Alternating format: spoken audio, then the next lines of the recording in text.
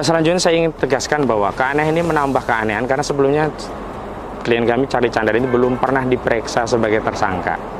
Karena pada pemeriksaan di 29 April yang lalu di Polda Banten itu tidak masuk pokok perkara. Belum masuk pokok pemeriksaan karena AKP Yan Hendra saat itu justru yang menawarkan opsi kalau tidak mau diperiksa ya nggak apa-apa, yang penting dijelaskan alasannya. Oleh karenanya klien kami tidak dapat memenuhi panggilan tersebut dikarenakan surat panggilan dimaksud tidak mengikuti prosedur hukum acara sebagaimana diatur dalam Kitab Undang-Undang Hukum Acara Pidana. Bismillahirrahmanirrahim. Assalamualaikum warahmatullahi wabarakatuh. Hari ini kami mendatangi Kejaksaan Tinggi Banten dan kami tadi sudah datang ke PTSP ya, Pelayanan Terpadu Satu Pintu Kejaksaan Tinggi Banten, dan bertemu dengan Pak Alam Saiful Rahman. Tujuan kami adalah untuk mendapatkan informasi apakah benar telah tahap 2 ya, pelimpahan tersangka dari Polda Banten ke Kejaksaan Tinggi Banten atas nama klien kami Charlie Chandra. Mengingat sebelumnya klien kami dipanggil hari ini untuk pelimpahan jam 9 tadi, dan sekarang kan sudah nyaris jam 11 begitu. Nah, saya tanya dan kemudian saya dihubungkan oleh penanggung jawab di Kejaksaan Tinggi, awalnya Pak Cipto, lalu oleh Pak Cipto diarahkan kepada jaksanya langsung yakni Pak Dayan. Dan anehnya tadi setelah saya teleponan dengan Pak Dayan, ternyata Pak Dayan juga belum terinfo tentang status Pak Charlie Chandra ini, apakah tahap 2 atau belum. Bahkan tadi sedang mau menghubungi penyidik. Ini aneh, karena kalau sudah tahap 2 semestinya jaksa sudah tahu dan berkoordinasi dengan penyidik dalam rangka untuk pelimpahan 2 hal. Pertama, pelimpahan tersangkanya, yang kedua pelimpahan barang bukti berkas perkara kepada jaksa gitu. Dan kami sejak awal memang mencurigai hal ini karena panggilan terhadap klien kami itu dibuat begitu terburu-buru. Jadi tadi kami sudah mendatangi Polda Banten, sudah menyampaikan pemberitahuan bahwa klien kami hari ini tidak datang ke Polda Banten karena panggilannya itu tanggal 17, diserahkan tanggal 18 dan hadir hari ini, sehingga tidak sesuai dengan prosedur yang diatur dalam KUHP. Nah, setelah kami dapat informasi dari Kejaksaan Tinggi Banten, ini menambah keanehan begitu, karena Kejaksaan Tinggi Banten pun belum tahu status terhadap perkara ini seperti apa begitu. Semestinya kan dua pihak ini sudah siap, dari penyidik dan juga jaksa sudah berkoordinasi untuk menyerahkan tersangka dan juga barang buktinya. Karena itu ini menambah kuat keyakinan kami tentang adanya kriminalisasi terhadap klien kami Charlie Chandra ini ya, karena memang prosesnya dipaksakan. Awalnya diproses dengan penangkapan, setelah itu surat panggilan juga dibuat tidak patut, tidak sesuai dengan aturan yang diatur dalam Kitab Undang-Undang Hukum Acara Pidana, dan terakhir ketika kami cek di Kejaksaan Tinggi Banten, proses tahap 2-nya juga jaksa yang menangani belum mengetahui informasi tentang tahap 2 ini, dan tadi Pak Dayan menjanjikan akan menginfokan, dan saya sudah terima nomor HP beliau dan kami nanti akan berkoordinasi, dan saya juga sudah meninggalkan nomor HP saya di Kejaksaan Tinggi Banten ini untuk memudahkan komunikasi. Selanjutnya saya ingin tegaskan bahwa keanehan ini menambah keanehan karena sebelumnya klien kami Charlie Chandra ini belum pernah diperiksa sebagai tersangka. Karena pada pemeriksaan di 29 April yang lalu di Polda Banten itu tidak masuk pokok perkara, belum masuk pokok pemeriksaan, karena AKP Yan Hendra saat itu justru yang menawarkan opsi kalau tidak mau diperiksa ya nggak apa-apa, yang penting dijelaskan alasannya. Saat itu memang klien kami membuat berita acara tidak mau diperiksa, keberatan diperiksa karena surat komplain dari LBH AP Muhammadiyah yang juga satu tim hukum ya, saya juga terlibat di dalamnya, itu belum dijawab oleh Polda Banten, penyidik Polda Banten. Soal yang dikomplain oleh kuasa hukum adalah bahwa perkara ini sudah diajukan gugatan perdata, semestinya perkara pidananya ditangguhkan sampai ada putusan perkara yang bersifat inkrah. Makanya tadi aneh juga ya, kami dengan tim yang lain ya tadi di kantor berkoordinasi tentang apakah mungkin terjadi tahap 2 tanpa pemeriksaan tersangka. Memang Charlie Chandra sempat diperiksa sebelumnya, sebelum di SP3. Tapi status tersangka yang baru itu kan status yang diperoleh melalui proses pra-peradilan. Sehingga sejak pra-peradilan dikabulkan, klien kami belum pernah diperiksa sebagai tersangka dalam perkara ini. Nah, karenanya aneh kalau kemudian penyidik Polda Banten menginformasikan kepada kami hari ini akan ada tahap 2 jam 9 dan ini sudah lewat. Dan setelah kami telusuri, kami konfirmasi ke pelayanan terpadu satu pintu Kejaksaan Tinggi Banten, ternyata juga belum ada informasi terkait tahap 2. Tadi jaksanya Pak Dayan baru menginformasikan, coba akan saya tanyakan kepada penyidiknya. Saya kira itu yang penting untuk diketahui masyarakat, sehingga makin nampaklah ya kezaliman yang dilakukan oleh oligarki PIK 2 terhadap klien kami. Jadi sudahlah, tanahnya hilang, tidak dapat ganti rugi, tidak dibayar. Sekarang klien kami harus menghadapi kriminalisasi. Saya kira itu yang ingin saya sampaikan dan mohon doa dan dukanya. Mudah-mudahan kita bisa melawan kezaliman ini dan dimenangkan oleh Allah Subhanahu wa taala. Assalamualaikum warahmatullahi wabarakatuh. Waalaikumsalam warahmatullahi wabarakatuh. Assalamualaikum warahmatullahi wabarakatuh, teman-teman. Kita sedang ada di Polda Banten dan bersama kita Bang Ahmad Khosinuddin. Ya, pada pagi hari ini tadi kita lihat dia masuk mengirimkan surat ya. Kita ingin coba tanyakan apa dalam rangka apa Bang Ahmad Khosinuddin tadi? Baik, bismillahirrahmanirrahim. Assalamualaikum warahmatullahi wabarakatuh pada seluruh pemirsa, terutama yang agak ke bawah, yang mengikuti perkembangan kasus Pak Charlie Chandra ya. Hari ini baru saja kami mengirimkan surat kepada Ditreskrimum Polda Banten untuk perhatiannya kepada AKP Yan Hendra SHMH di Jalan Syekh Nawawi Al-Bantani nomor 76, Kecamatan Cipocok Jaya, Kota Serang, Banten.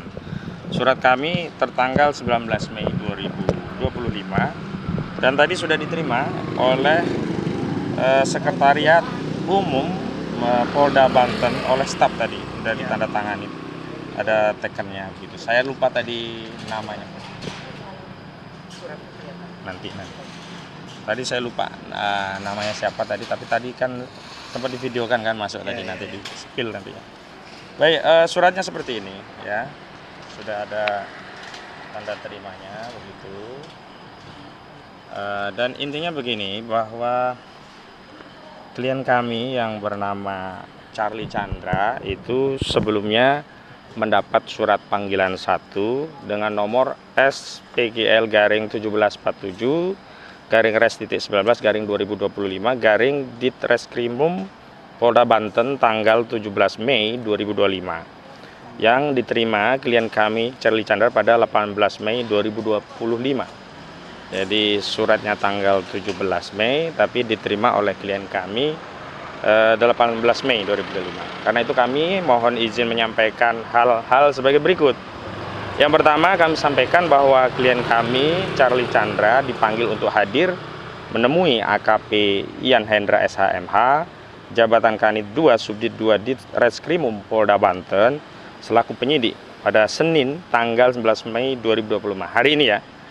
Pukul 09.00 waktu Indonesia di ruang unit 2 Subdit 2 Ditreskrimum Polda Banten, Jalan Syekh Nawawi Al-Bantani nomor 76, Kecamatan Cipocok Jaya, Kota Serang, untuk dilimpahkan sebagai tersangka dan barang bukti ke Kejaksaan Tinggi Banten atau tahap 2 ya, dalam perkara dugaan tindak pidana pemalsuan surat atau ikut serta melakukan pemalsuan surat sebagaimana dimaksud dalam pasal 263 KUHP junto pasal 55 KUHP yang diduga dilakukan oleh tersangka Charlie Chandra dan Sukamto SHMKN atas laporan Aulia Fahmi Sarjana Hukum.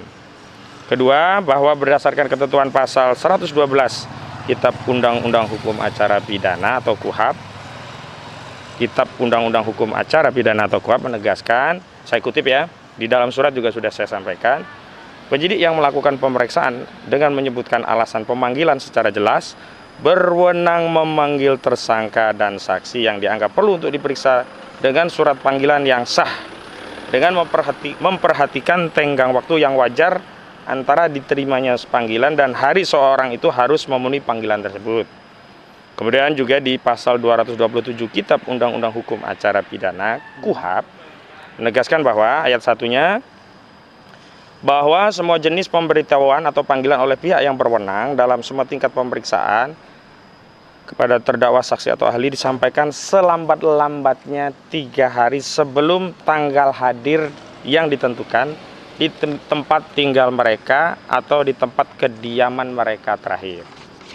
Kemudian kedua, ayat 2-nya, petugas yang melaksanakan panggilan tersebut harus bertemu sendiri dengan dan berbicara langsung dengan orang yang dipanggil dan membuat catatan bahwa panggilan telah diterima oleh yang bersangkutan dengan membubuhkan tanggal serta tanda tangan baik oleh petugas maupun orang yang dipanggil, dan apabila yang dipanggil tidak menandatangani maka petugas mencatat alasannya.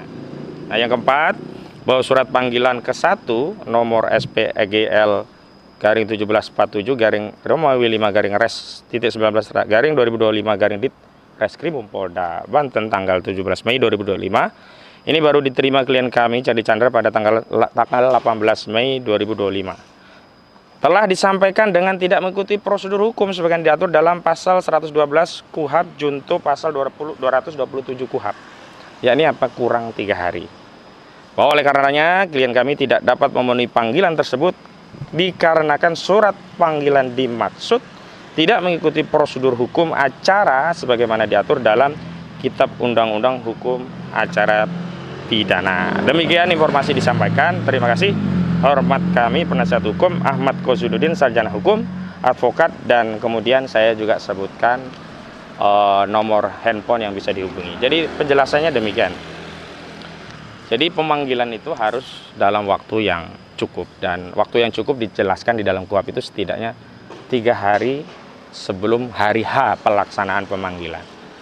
Jadi klien kami ya suratnya tanggal 17, baru diterima 18 dan diperiksa tanggal 19 hari ini. Jadi klien kami tidak punya cukup waktu untuk bisa memenuhi panggilan, dan tentu saja panggilan ini tidak memenuhi prosedur KUHP. Kami tentu saja akan menghormati memenuhi panggilan aparat penegak hukum sepanjang panggilan itu juga memenuhi prosedur hukum. Karena sebenarnya kewenangan penyidik untuk melakukan pemanggilan itu kan dasarnya undang-undang, yakni Kitab Undang-Undang Hukum Acara Pidana.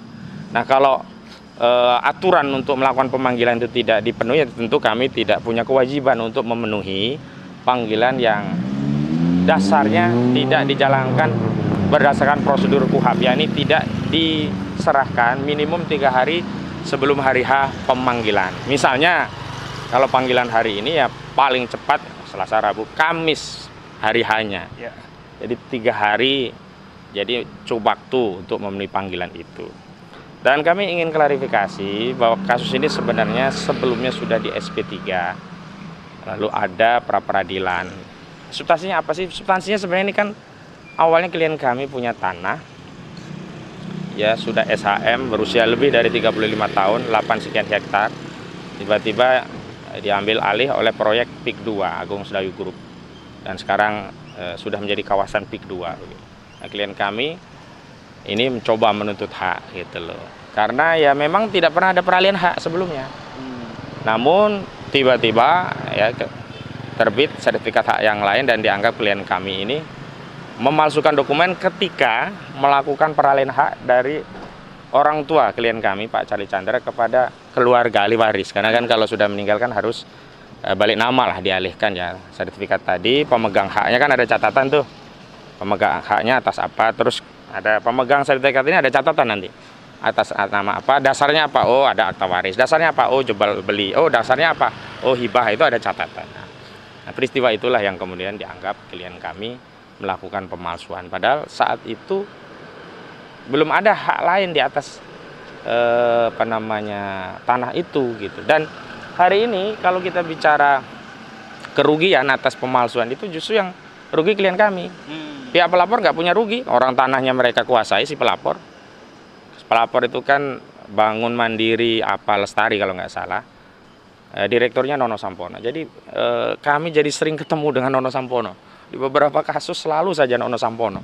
Di Sedayu Sejahtera Abadi PT SSK kami bertemu dengan Nono Sampono ketika PT-nya anak usahanya Agung Sedayu Group ini merampas tanah Supardi Kendi Budiarjo dan Nurlela. Bukan hanya dirampas, ya, Supardi Kendi Budiarjo dan Nurlela juga dikriminalisasi. Pasalnya juga sama, 263.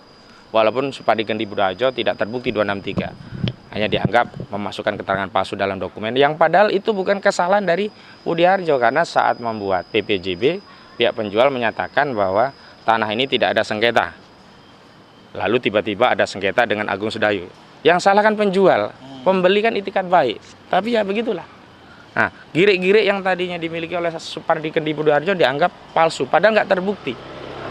Bukti asli girik itu oleh penyidik Polda Barreskrim Mabes Polri bahkan itu dikembalikan kepada Supardi Kendi Budoharjo. Dan di kasus Charlie Chandra ini hampir sama. Jadi sudahlah dirampas, dianggap memalsukan dokumen, dikriminalisasi pula. Jadi saya ingatkan kepada seluruh rakyat, saya kira kita harus membersamai ya kasus Pak Charlie Chandra ini, karena kami khawatir jika kita tidak membela kasus-kasus seperti ini, maka korbannya akan juga melebar kepada yang lainnya. Begitu, Bung Arif. Oke. Baik, terima kasih Bang Ahmad Khosinuddin. Ya. Demikian mungkin teman-teman laporan dari kita langsung dari Polda Banten. Wassalamualaikum warahmatullahi wabarakatuh.